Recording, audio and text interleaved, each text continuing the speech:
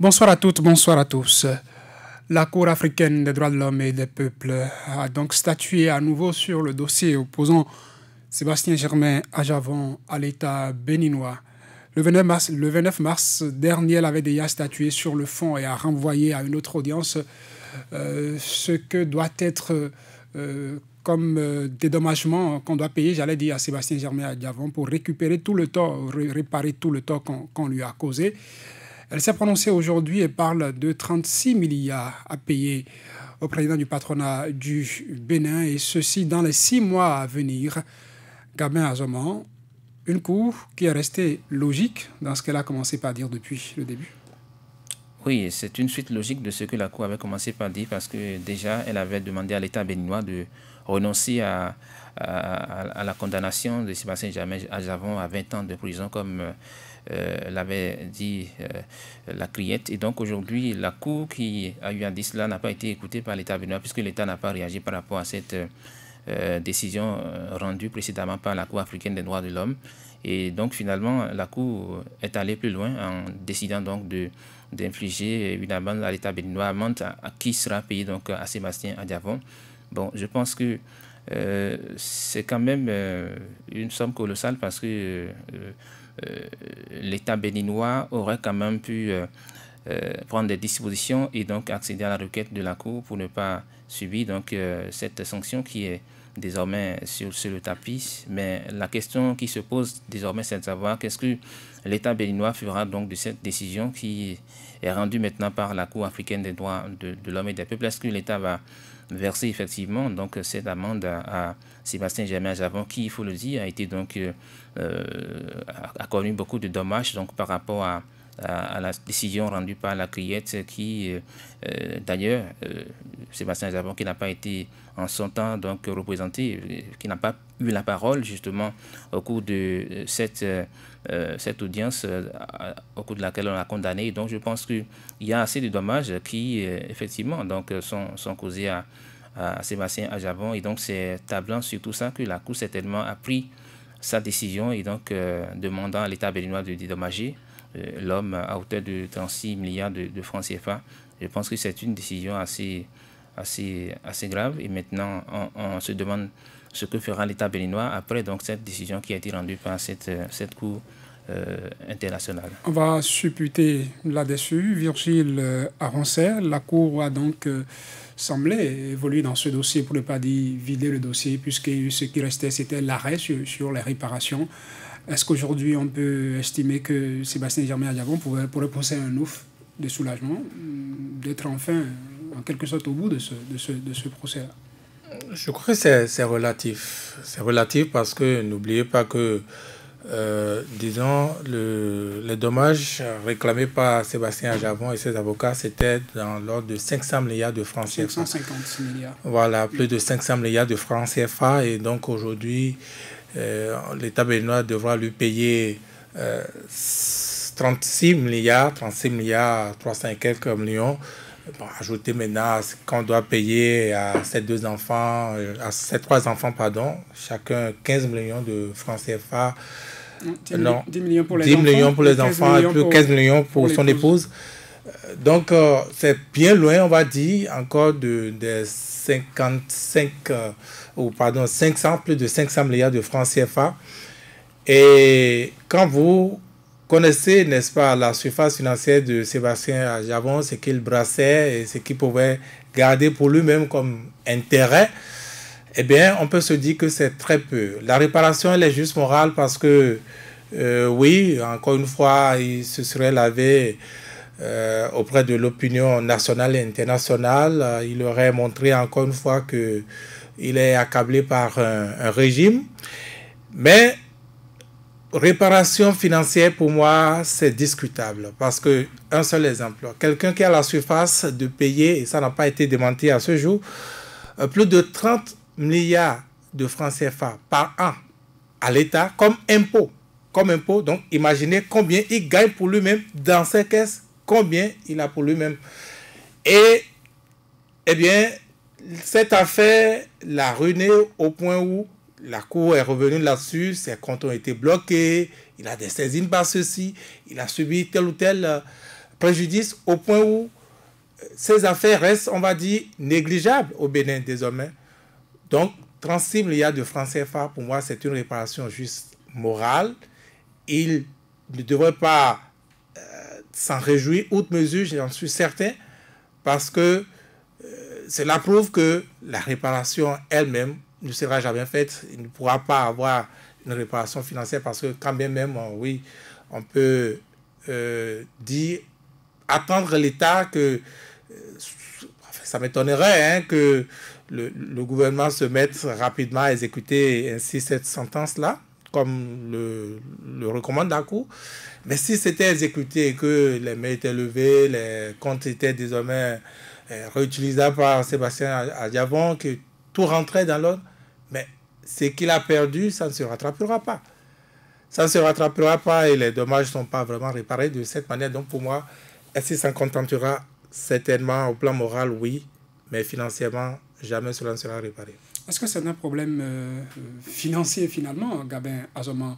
Au-delà de tout, quand on sait ce qu'a été ce dossier au Bénin, ce que ça a coûté à Sébastien Germain Adjavon, aller devant un tribunal, même si la Cour africaine des droits de l'homme et des peuples donnait raison à Sébastien Germain Adjavon sur le montant réclamé, les plus de 500 milliards, est-ce que 500 milliards, 600 milliards suffiraient pour réellement réparer ce que ça a causé comme tort à Sébastien Germain Adjavon? Non, je pense que le tort, il est grand parce que lorsque vous n'êtes pas auteur de quelque chose et que vous l'avez démontré, qu'on ne vous a pas écouté, qu'on ne vous a pas permis de vous expliquer également et que après on pense que c'est dit 500 milliards ou 600 millions qui peuvent vous dédommager et vous effacer ce tort que vous avez subi, ce n'est pas forcément vrai parce que aujourd'hui, le gain qu'on peut tirer, justement, qu'il peut tirer par rapport à la décision qui est rendue maintenant, c'est peut-être justement un gain moral parce que beaucoup de personnes, à l'international, tout le monde a eu vent de ce dossier et l'homme n'a pas reconnu ce qu'on lui reproche. Et donc, finalement, aujourd'hui, si une cour, justement, cour africaine, décide donc de prendre cette décision-là et prendre une décision qui dit que désormais, Sébastien Germain, parce qu'il a été blanchi, on va dire, donc, dans cette affaire. Et donc, finalement, c'est que d'un point de vue moral, il peut se satisfaire de cela, mais je pense que ce n'est pas forcément l'argent qu'on lui verserait qui serait donc la solution pour qu'il puisse retrouver son honneur. Et donc aujourd'hui, moi je crois que au-delà de tout, cette décision qui est rendue justement par une cour africaine vient quelque part restaurer donc un peu l'image de l'homme. Et donc finalement, pour tout ce qu'il a subi au-delà de ça comme préjudice d'un point de vue financier, on va dire, par rapport à ces affaires et tout, mais je crois que quand on vit, on a toujours le temps de se reconstruire, donc par rapport à tout ça, mais ce n'est pas forcément la somme d'argent qu'on va verser qui serait donc ce qu'il faut pour pouvoir corriger ou restaurer l'image de l'homme. Déjà que une cour tranche pour dire qu'en réalité c'est une fausse affaire, je pense qu'il peut déjà se réjouir de cela et se dire que voilà, parce que tout le monde également aujourd'hui peut quand même se dire voilà, nous étions face à une affaire qui n'avait quand même jamais existé parce que la cour africaine a priori est une cour neutre qui certainement donc n'écoute pas donc des voix qui viennent d'ici et là, et donc finalement on peut dire donc que Sébastien Germain Adjavon peut quand même d'un point de vue moral se satisfaire donc par rapport à cette décision, quitte à voir donc ce que l'État fera après donc de cette sanction qui est infligée et qui demande qu'on puisse verser 36 milliards de francs CFA. À sa place, vous contenterez de ces 36 milliards et de cette réparation, on dirait morale, de savoir qu'aux yeux de l'opinion nationale et internationale désormais, l'État béninois a mordu la poussière sur tout le parcours. Tout à fait, parce que Sébastien Germain Adjavon n'aurait pas souhaité donc voir l'État lui verser de l'argent, puisque déjà lui-même,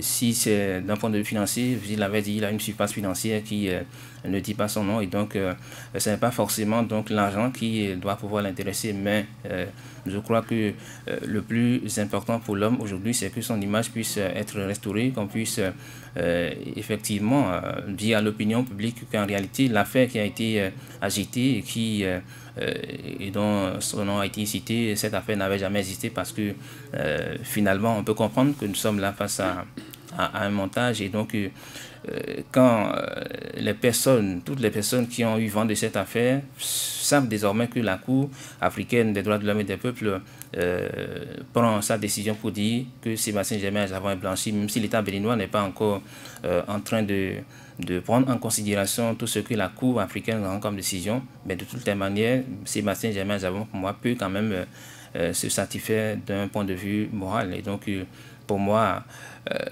puisque c'est quelqu'un qui, quand même, fait montre aussi d'une sorte d'humilité, je pense que, finalement, il va pouvoir quand même se satisfaire moralement de cette décision qui a été rendue par la Cour. Et puis, le reste, c'est à voir, donc, peut-être avec sa défense, pour voir ce qu'il en sera, puisque c'est l'État béninois qui a attendu désormais sur cette énième décision qui est rendue. Se satisfaire moralement, disait Gabin, Virgile Avancet, comment se relance-t-on après avoir connu ce déshonneur à la face du monde, après avoir été taxé de dealer, puisqu'on se plaît à le dire ici au pays parlant de lui? Comment relance-t-on ces affaires, cet empire qu'on a bâti pendant des années et qui, en l'espace de quelques mois, tombe jusqu'à ce niveau? Sans doute, le préjudice sera difficilement réparable, mais c'est déjà pas mal, sinon ce n'est pas rien que au plan moral, n'est-ce pas, qu'il ait désormais été lavé et que une cour neutre, on va dire, une cour au-dessus donc de la justice béninoise puisse dire enfin le droit. Vous savez, dans les affaires, ce qui se vend plus, c'est l'image. Hein. L'image, ça ne pourra jamais être mesuré, ça ne pourra jamais être quantifié. C'est en cela que je dis, ce n'était pas un hasard si c'est plus de 500 milliards de francs CFA qui avaient été demandés. Même 500 milliards de francs CFA, ce n'est pas que en chiffres, ça fait tout de suite ce qu'il aurait perdu. Et sans doute, les avocats, encore moins lui-même, n'avaient pas l'illusion que, eh bien, il aurait, c'est plus de 500 milliards de francs CFA. Mais entre 500 milliards et 36 milliards, il a quand même une grosse différence qui fait qu'on ne devrait pas, en principe, être content, se réjouir, n'est-ce pas, d'un pareil chiffre.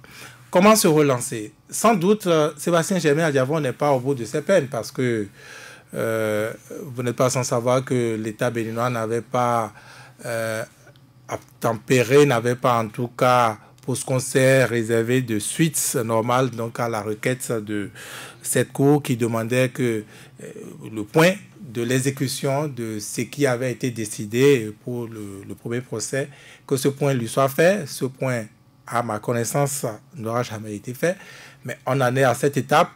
Et la décision ne se limite pas là. La décision dit l'État béninois a 3 mois pour pour faire le point, n'est-ce pas, de ce qui a été décidé encore une fois. Est-ce que ça va être suivi? Et 6 mois, jusqu'à 6 mois pour commencer pour rembourser, pour payer donc ce qu'il devra payer et à Sébastien Germain Aljavon et à son épouse et à ses 3 enfants. Et si au bout de ces 6 mois, l'État ne payait pas la totalité, c'est qu'un jour de plus, il y a désormais des trucs là à calculer. Exactement. Maintenant, reste à savoir quelle est la force de contrainte, quelle est cette contrainte du moins que cette cour-là pourra exercer sur l'État béninois pour avoir cet argent-là. Quand vous voyez la psychologie des acteurs qui représentent aujourd'hui l'État, quand vous voyez tel qu'ils ont agi juste là, je ne suis pas sûr que le sort soit différent des sorts qu'ils ont déjà réservés aux différentes décisions, n'est-ce pas, de cette cour-là, juste là. Mais, comme vous l'avez dit, au plan moral, ce n'est pas rien, encore une fois. Ne serait-ce que, par exemple, hier, dans cette autre affaire de drogue dont on parle, dont on dit désormais de ne plus en parler, mais le ministre de la Communication a fait cette allusion-là, encore une fois, à Sébastien Germain Aljavon, en disant que désormais, on a chassé, n'est-ce pas, tous les dealers, et certains sont en exil, volontaire ou involontaire, une allusion qui ne cachait pas à Sébastien Germain Aljavon. Donc, je pense que cette réhabilitation au plan moral, ça ne s'achète pas, donc ce n'est pas à compter en CFA. Et je crois qu'il pourra s'en contenter si, quand bien même l'État béninois se serait exécuté, aurait donc payé tout ce qu'il a payé, fait ce que la Cour demande. Si au plan moral, au plan politique, il n'est pas réhabilité, si voilà, les choses ne sont pas telles qu'elles devaient être pour qu'il puisse se relever, alors qu'on peut soupçonner que tout ce qui se passe aujourd'hui avec Sébastien Agermont devrait avoir d'abord une base politique. Donc, si c'est comme cela, ce n'est pas sûr qu'il puisse se relever du jour au lendemain. Il n'est pas à espérer qu'il il retrouve une santé comme on l'aurait attendu avant cette affaire. Vous l'avez effleuré déjà, Gabin Agermont. Est-ce que l'État béninois, qui s'est illustré par le passé de la sorte en ne se pliant pas à ce que la Cour africaine des droits de l'homme et des peuples avait eu à dire, va désormais se conformer à cette décision, celle d'aujourd'hui? Non, si l'État et les hommes forts actuels restent jusqu'au boutiste, je pense que nous allons rester dans la même dynamique et on va voir que l'État béninois va rester donc à faire la sourde oreille par rapport donc à cette décision qui est rendue une fois de plus par la Cour africaine des droits de l'homme et des peuples, parce que effectivement, s'il y a une volonté manifeste de voir l'homme justement éloigné du pays, donc finalement, je crois que l'État ne va pas réfléchir par quatre voies avant de pouvoir rester silencieux sur cette décision qui a été rendue. Donc moi, je pense que ce qu'il faut souhaiter, parce que c'est quand même l'image également du pays qui est en jeu. Nous n'avons jamais connu une histoire, une affaire sur laquelle on a tiré aussi longtemps. Et donc, aujourd'hui, moi, je pense que l'État béninois, pour donc permettre à ce pays de restaurer son image, une fois de plus, devait quand même mettre désormais la balle à terre. Donc, parce que l'État ne perd en rien en le faisant aujourd'hui, puisque nous sommes face à une décision, face à une affaire pour laquelle en réalité, tout le monde, à part donc ceux qui pensent qu'il faut continuer à penser que c'est une affaire qui existe, à part ceux qui pensent que c'est une affaire qui existe, je pense que réellement, il faut quand même que désormais, on puisse mettre un thème à cette histoire-là, parce qu'effectivement, on a démontré hors du pays, et c'est une Cour africaine qui, effectivement, est d'une neutralité qui ne dit pas son nom. Cette même Cour avait rendu une décision concernant, on va dire, d'autres personnalités de ce même pays, décision qui a été saluée. Et donc aujourd'hui, cette même Cour rend cette décision. Normalement, l'État devait pouvoir accéder à cette décision-là et faire en sorte que nous puissions quand même permettre à ce pays de sortir de cette guerre qui n'avantage finalement personne, parce qu'en réalité, quand on parle de Sébastien Germain-Agermont, nous savons tous qu'aujourd'hui, lorsque l'homme est en difficulté, ce n'est pas forcément... il y a son entourage également qui aujourd'hui doit se retrouver en difficulté, puisque c'est quelqu'un qui est créateur d'emploi, et donc lorsque l'intéressé n'est plus à même de pouvoir conduire bien justement ses activités, forcément ça doit impacter sur les personnes qui doivent se retrouver dans son champ. Et donc tout ça, il faut que l'État, qui normalement devait encourager les investisseurs privés, l'État devait quand même essayer de revoir sa formule pour qu'effectivement aujourd'hui on puisse conjuguer au passé cette affaire, ce dossier qui visiblement n'apporte rien de concret à l'évolution de la nation, parce que en réalité, quand deux éléphants se battent, comme on dit, ce sont les zèbres qui en pâtissent. Et donc, il est désormais temps pour qu'on puisse quand même enterrer la hache de guerre. Et ça doit commencer par là. C'est une sorte d'humilité. Ce n'est pas une faiblesse pour l'État béninois de dire désormais, nous sommes prêts pour donc prendre en considération cette décision qui est rendue par la Cour. Et là-dessus, quand même, ça apporterait un plus à la nation, parce que qu'on le veuille ou non, il y a des gens qui sont toujours impactés par cette affaire qui a bouleversé la République depuis fort longtemps et qui continue, parce que là encore maintenant on ne sait pas ce que l'État fera par rapport à cette énième décision. Et c'est dans cela qu'on dit qu'il faut que des gens puissent, des conseillers donc, dans le champ immédiat du gouvernement, du chef de l'État, puissent quand même essayer de dire ce qu'il faut pour que nous puissions sortir de ce bourbier qui ne permet pas au pays de pouvoir évoluer. Ce qu'on croyait déjà derrière, après la décision rendue en première instance à Cotonou, ressurgit par la criette Gabin-Azoman. C'était aussi un procès, peut-on dire, de la criette à la Cour africaine des droits de l'homme et des peuples, puisque les compétences, en tout cas certaines dispositions de la loi qui crée cette Cour ont été remises en cause à Zanzibar. Oui, c'est déjà ce que beaucoup d'observateurs ont eu à dire par rapport à cette criette qui a été installée donc, avec la célérité que vous connaissez, et donc une cour qui n'admet pas justement un procès équitable, parce que ça n'a jamais existé nulle part. Une cour au niveau de laquelle vous ne pouvez pas donc vous faire représenter, vous ne pouvez pas avoir droit à la parole pendant qu'on vous juge. Je pense que cette cour ne respecte... Double degré de juridiction, c'est pas respecté. Il n'y a pas possibilité d'aller défendre son client à âme égale, selon ce qui est dénoncé, entre autres, du côté de la Cour africaine des droits de l'homme et des peuples. Et donc, ça fait autant de choses qui sont relevées par la Cour et qui on demande à cette criette-là de pouvoir effectivement remettre en cause cette disposition qui ne favorise pas un procès équitable. C'est encore député, puisque ce sont eux qui ont voté la loi. Voilà. Mais une fois de plus, on se demande si les députés auront le courage de se saisir une fois encore de cette loi qui instaure la criette au Bénin pour pouvoir remettre en cause les dispositions justement qui sont remises en cause là donc par la Cour africaine des droits de l'homme. Mais finalement, il faut qu'on le fasse. Si même il y a lieu de remettre d'emblée en cause la criette en elle-même pour se contenter de l'arsenal juridique qui a toujours existé et qui pouvait permettre donc de juger des personnes qui sont en porte-à-faux avec la loi, je crois qu'il faut qu'on le fasse, parce qu'on ne peut pas installer une juridiction juste avec pour finalité donc d'en découdre avec des personnes avec qui on n'est pas en de bons termes. Ça n'a pas de nom, ça n'existe nulle part. Même les pays dans lesquels on a pu mettre en place une juridiction comme celle-là, je pense que finalement on a fini par renoncer à la chose. Et donc aujourd'hui encore, il faut que nous puissions revoir les choses au Bénin, parce que pour lutter contre la corruption, lutter contre tout ce que vous voulez, je pense que ce n'est pas forcément une cour comme la criette qu'il faut. Nous avons des juridictions assez qualifiées pour le faire, et donc quand dans la foulée on installe la criette, tout le monde se demande pourquoi, quel est l'objectif visé, quelle est la finalité.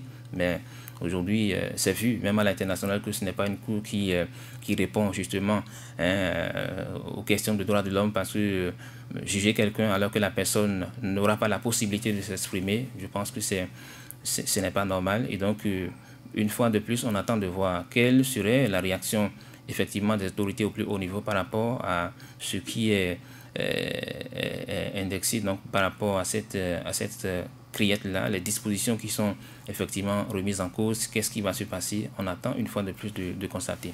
Virgile Avancé, vous voyez les autorités béninoises dans cette dynamique-là, devoir retoucher à cette loi qui institue la criette, surtout avec ce prononcé de la Cour africaine des droits de l'homme et des peuples, qui est quand même bien placé pour parler de respect des droits de l'homme. Il est reproché à la criette, à la loi qui crée la criette, eh bien, les articles 12, le fameux alinéa 2, et l'article 19. Donc, comme vous le disiez, donc, cette loi ou cette cour qui ne permet pas donc, la contradiction, donc le contradictoire, ne permet pas le double degré de juridiction. Et donc, est-ce que le gouvernement est à même de réparer tout ça? Ça fait partie, en tout cas, des points que le gouvernement, d'ici 3 mois, devrait pouvoir faire, n'est-ce pas, à cette cour africaine. Quand bien même ça n'aurait pas été fait, au moins dire les dispositions qu'on a prises pour que cela soit fait. Et on peut dire, même si les députés ont l'initiative des lois, je rappelle que la loi qui a créé la criette était quand même un projet de loi, pas une proposition, c'était un projet de loi. Donc, c'est le gouvernement qui a voulu, n'est-ce pas, de la criette, même si, et pour la petite histoire, même si la criette elle-même n'était pas dans le projet initial du gouvernement. La criette n'était pas prévue dans ce que le gouvernement a envoyé. C'est à la commission des lois que cela a été introduit à l'étonnement de tous. Et donc la criette est née ainsi. La criette qui est plutôt une institution parmi d'autres institutions, ou si vous voulez une juridiction prévu par la loi portant organisation judiciaire au Bénin, c'est devenu plutôt la loi de la criette. Dans l'entendement général, tout le monde parle de la loi de la criette. Mais la criette elle-même, elle est venue subitement. Et je peux vous dire, la loi ou le projet, puisque j'ai parlé de projet, le projet, c'est d'abord un circuit gouvernement, disons, la Cour suprême. Et donc, le projet que la Cour suprême a reçu du gouvernement n'a jamais contenu la criette. Donc, la criette est née bizarrement à la commission des lois. Ainsi, avec cet handicap-là, déjà relevé par la Cour d'Ogbenou. L'article 12, alinéa 2, avait déjà été remis en cause par la Cour d'Ogbenou, mais le gouvernement, ni les députés ne se sont pas sentis pressés, n'est-ce pas, de réparer. On aurait espéré encore que dans cette vague de panoplie de lois, après ce qui a été appelé dialogue, puisque je continue de dire que, eh bien, pour un dialogue, on aurait dû appeler tous les acteurs ayant un différend et chercher à planer ce différend. Pour moi, il y a laissé donc les acteurs, certains acteurs, les principaux concernés par ce problème de côté.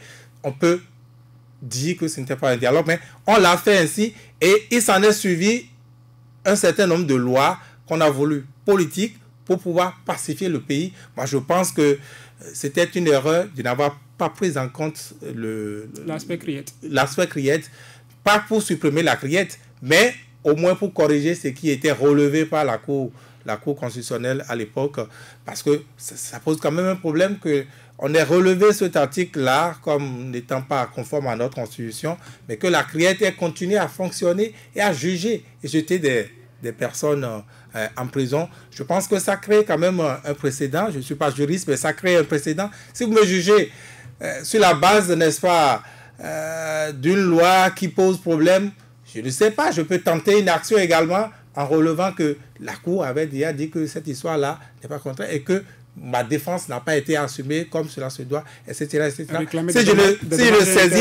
Si je ne saisis pas la Cour constitutionnelle, mais je peux ouvrir la porte également de la Cour africaine des droits de l'homme. Donc, voilà des précédents. Je ne sais pas pourquoi ça a été négligé, pourquoi on n'a pas corrigé ça, mais on en est là aujourd'hui. Aujourd'hui, c'est le cas de Sébastien Germain Adjavon. J'apprends que dans les heures à venir, il y a également le cas Koutié. Laurent Métonio également qui serait en route pour Arusha, etc., etc. De toutes les façons, moi je pense que l'État béninois a plus intérêt, n'est-ce pas, à prendre en compte ces recommandations, je vais appeler ça ainsi, de la Cour africaine, réparer ce qui est à réparer, parce que désormais, j'ai l'habitude de dire, le Bénin n'est plus seul dans cette crise-là. Nous avons tellement attiré l'attention de l'extérieur qu'il y a plus d'un qui ont les yeux rivés sur le Bénin, qui observe ce que nous faisons. Et donc, tout ceci ne fait que corroborer, entre autres arguments évoqués par l'opposition, à savoir que la justice béninoise n'est pas indépendante, est accaparée, et que sinon, question simple de logique, comment ça se trouve que quand vous allez devant les juridictions béninoises, vous perdez, vous allez à l'international, vous gagnez? Est-ce que c'est les Béninois qui ignorent le droit ou c'est à l'international qu'il y a un complot avec ceux qui... On a entendu le président de la Cour aujourd'hui parler des questions d'indépendance des tribunaux au Bénin.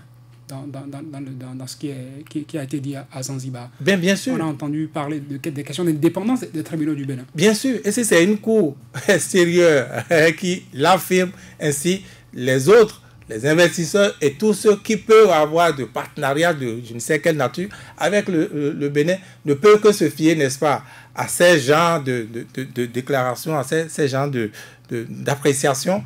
Et ce n'est pas bon, encore une fois, pour l'image du pays. Donc, moi, je sais que le Bénin, en principe, l'État béninois a tout intérêt à se plier à ce verdict et faire comme la Cour le demande. Mais je dis bien que c'est ce qui aurait dû être. Quand vous regardez, quand vous observez la psychologie des acteurs hein, du pouvoir en ce moment, vous avez l'impression que oui, c'est pas qu'ils sont cons, c'est pas qu'ils savent pas ce qu'ils font. Mais ils ont fait une option. Ils ont fait une option, n'est-ce pas? Et cela peut, n'est-ce pas, si cela ne changeait pas, je ne vois pas vraiment cette décision appliquée par le gouvernement béninois. Vous l'avez évoqué tout à l'heure parlant de dialogue. La décision tombe à un moment où Patrice Talon, le président de la République, a voulu qu'on tourne la page des dernières législatives, qu'on cherche à réconcilier les Béninois avec eux-mêmes. Il était attendu sur le chantier des exilés politiques. Est-ce que ceci ne vient pas le mettre davantage en difficulté dans cette voie qu'il aurait souhaité se prendre? Non, si vous utilisez le mot difficulté, moi je dirais qu'il n'avait jamais quitté les difficultés. Parce qu'à partir du moment où la main tendue n'était pas vraiment une main, à partir du moment où il a des problèmes, il a une crise au Bénin, vous voulez régler ça, ok. Mais appelez tous ceux avec qui il a des problèmes, les différentes parties prenantes, asseyez-vous, mettez les problèmes sur table et cherchez une solution. Mais à partir du moment où vous avez pris le devant des choses et que vous avez dit, vous, je ne vous veux pas, ou allez vous conformer, alors que tout le problème était là déjà. Voilà, donc il n'avait pas quitté le problème, il n'avait pas trouvé le bon bout de mon point de vue. Donc c'est normal que la crise perdure. Et puis, même si la décision était appliquée, que Sébastien Germain Adjavon prenait l'avion, revenait dans une semaine ou je sais quand, mais les difficultés ne sont pas aplanies. Les difficultés ne sont pas aplanies. L'Assemblée nationale reste en place.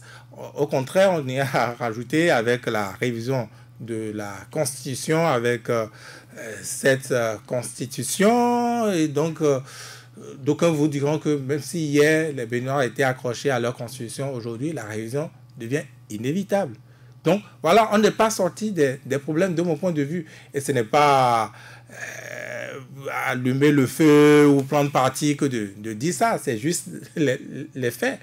On aurait appelé les acteurs, les différents acteurs à ce dialogue-là. C'est sûr, certains auraient refusé. Mais le chef de l'État aurait prouvé à la fin du monde cette bonne foi-là de les éviter. Mais en édictant des règles du genre, pas de parti d'opposition, enfin, pas de parti conforme ou, je ne sais pas, enregistré.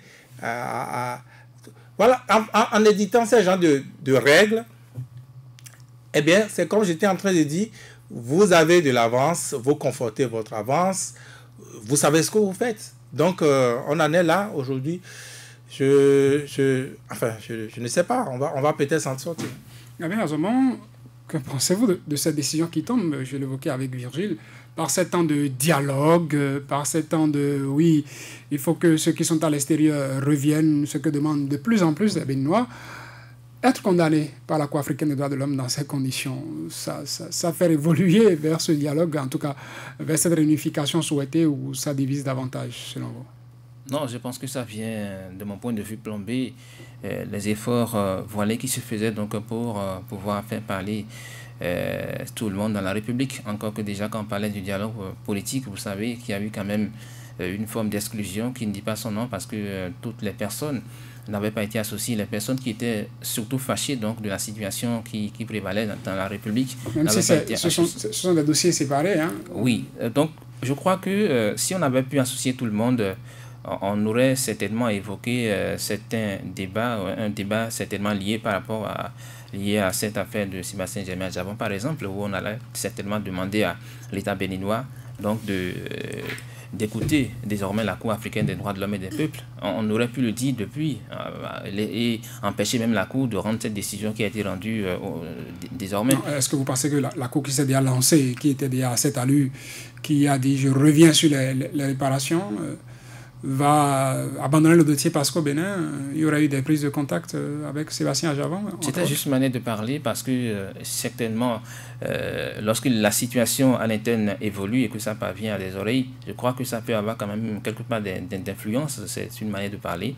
Et donc, on ne s'est pas inscrit dans cette logique-là. Et donc, finalement, cette décision tombe à un moment où on disait qu'on travaillait à recoller donc les morceaux et à faire en sorte que la République puisse être pacifiée.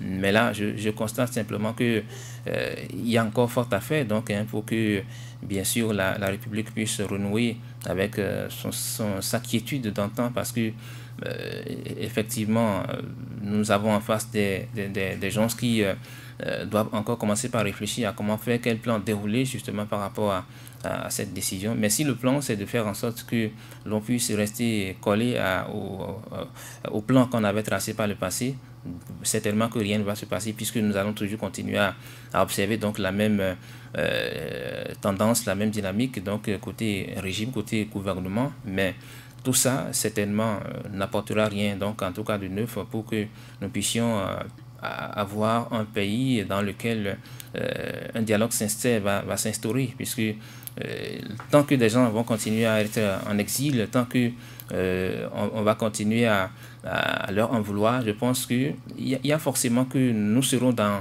la même situation, puisque tout ce qu'il fallait faire aujourd'hui, c'est de faire en sorte que les personnes qui sont véritablement fâchées par rapport à la situation puissent quand même avoir leur droit de parole, que le gouvernement béninois puisse quand même désormais se dire nous allons désormais marquer une pause et faire en sorte que notre pays ne soit plus forcément la risée donc des autres pays à l'international, parce que qu'on le veuille ou non, nous sommes observés de près donc par rapport à tout ce qui se passe.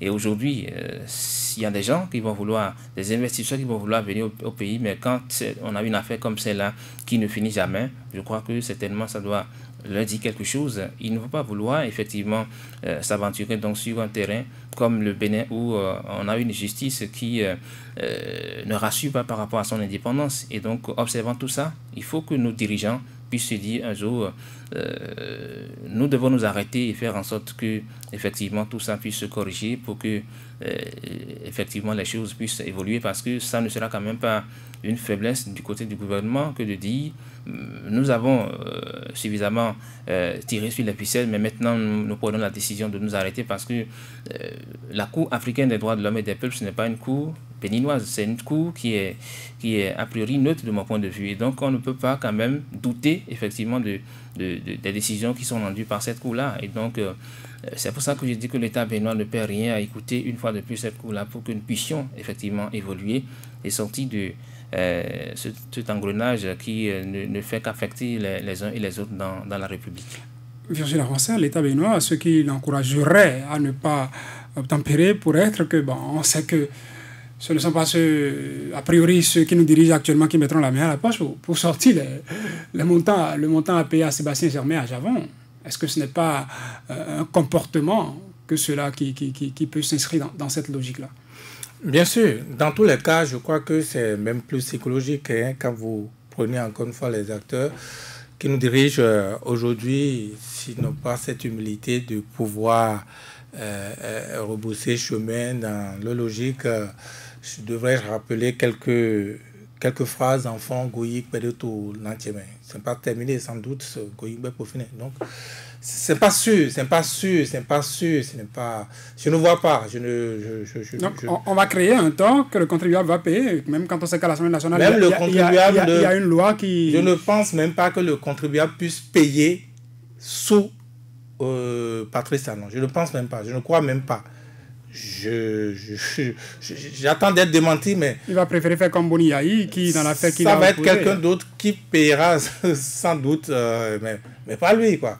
Mais pas lui. Si, encore une fois, il ne varie pas dans sa logique, dans sa psychologie, dans sa manière de voir les choses, comme nous l'avons vu juste là, je ne vois pas ce Parce qu'il ne risque pas d'être rattrapé par cette loi dont je parle, qui a été votée à l'Assemblée nationale, qui voudrait que des personnes dont les actes créent des préjudices au Bénin soient responsables personnellement. C'est une autre histoire. Ça, c'est une autre histoire. Vous parlez du futur, mais lui, il parle du présent. Le président peut déterminer le futur, donc ce n'est pas sûr. Ce n'est pas sûr, de mon point de vue, que dans 6 mois, qu'on ait déjà réglé tout ça comme la Cour le veut et qu'on puisse le rendre compte. Non, je ne suis pas sûr, je ne suis pas certain. À la limite, oui, les lois peuvent être corrigées parce que, comme je dis, tous ceux qui sont jugés par cette Cour-là peuvent demain également prendre la route d'Arusha et voilà. Mais à part cela, bon, ça également, ça peut être corrigé par les députés. Les députés peuvent prendre l'initiative. Encore que, est-ce qu'aujourd'hui, les députés sont vraiment libres de faire ce qu'ils veulent? Est-ce que... Bon, voilà. Donc, on est dans ce contexte-là. soit on raffermit sa position pour être sûr, pour se mettre plus en sécurité, soit, comme Gabin le dit, on est traversé par, allais-je dire, non, j'allais pas dire le bon sens, parce que le bon sens, là, est là toujours, mais bon, et on prend des décisions idoines, enfin, on est traversé par l'humilité, et enfin, on prend des décisions qui vont dans le sens de tout le contraire de ce qu'on a observé.